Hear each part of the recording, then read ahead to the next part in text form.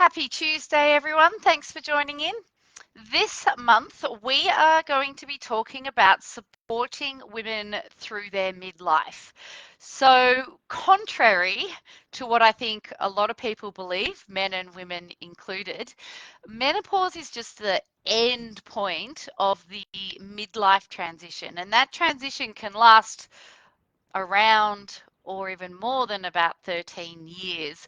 So women in their late 30s, early 40s will often be noticing changes in their body, in their rhythms, and their patterns. And there's a lot we can do to support them through these changes and to make them as unobtrusive as possible. So the biggest issue with women in midlife and approaching menopause and going through menopause and even after menopause is hot flashes. So that's really what I concentrated on today. Well, this month, to be honest, because that's the biggest issue that's reported. I think it's 75% of women experience hot flashes, and they can last 4 to 5 years, both before, during, and after menopause, which is defined as just having not had a period for 12 months. So, you can have dysregulated periods for years prior to that point, and you can even get periods after that point, but you are officially in menopause or beyond menopause when you haven't had a period for 12 months. So with hot flashes being the biggest disruption to life, they interrupt sleep, they can be triggered by exercise, they can make women very uncomfortable, they can trigger things like social anxiety. I concentrated on supporting women, and the way I decided how to do that was I've read a bunch of studies, which I'm just going to read to you, and I've measured their effectiveness by whether or not they reduce the occurrence of hot flashes. End of story. So here's what you can do to help your female clients approach this next chapter easily, with confidence, and as comfortably as possible. Exercise does have a role in reducing symptoms of hot flashes, but it's also one of the main triggers, sort of alongside, junk food, caffeine, um, spicy food like chili. Exercise can make hot flashes worse. So my first piece of advice for personal trainers would be to measure them.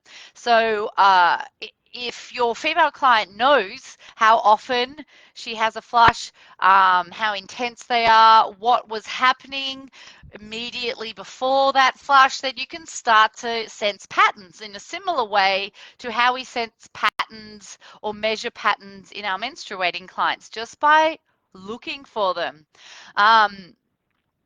So one study which looked at 12 weeks of moderate intensity aerobic exercise. So that was training 3 to 5 times a week, 30 minutes, walking, running, bike riding, swimming, rhythmical moderate intensity, that 60 to 80% max heart rate zone. It did not make a huge change in the vasomotor symptoms. So vasomotor symptoms include hot flashes, but also include night sweats, heart palpitations, and changes in blood pressure. However, it did have an impact on the consequences of these symptoms. So 12 weeks of moderate intensity aerobic exercise did have an impact on their sleep quality, on insomnia, on depression. But strength training is a whole different story. So strength training, in a review done earlier this year, it found that strength training did not just improve muscle strength, bone density, it improved pelvic floor strength, it also improved their physical activity in between sessions, just in their everyday life. It improved their hormone and metabolic function, it stabilized heart rate, blood pressure, and decreased hot flashes. So resistance training is really the golden goose when it comes to our midlife women, especially because in the postmenopausal period, a lot of the issues that strength training addresses, I'm thinking primarily heart disease and osteoporosis, are significantly mitigated against with strength training. However, when we're talking bone and muscle changes, we're talking heavy weights, right? Low rep number, 2 to 3 times a week. What this review uncovered was when it came to improving vasomotor symptoms, so including hot flashes, um, any kind of resistance training was good. So, for example, she doesn't have to lift heavy if she doesn't want to, okay? So, for example, one study had their participants performing home exercises with resistance bands. Some of them were supervised and some unsupervised, and it was the supervised clients that got the best results. Just thought that was interesting. Personal trainers, we still have a job. In another study, they took them for a hike in the bush. They used resistance band exercises and they had relaxation training at the end. And they found in this study, they were trying to see if they could design something that was appropriate for women with osteoporosis already, that got a similar bone density improvement to high intensity interval training, and they did 8 months of twice weekly 30-minute sessions, 5 sets of 5 reps at 85% 1 rm.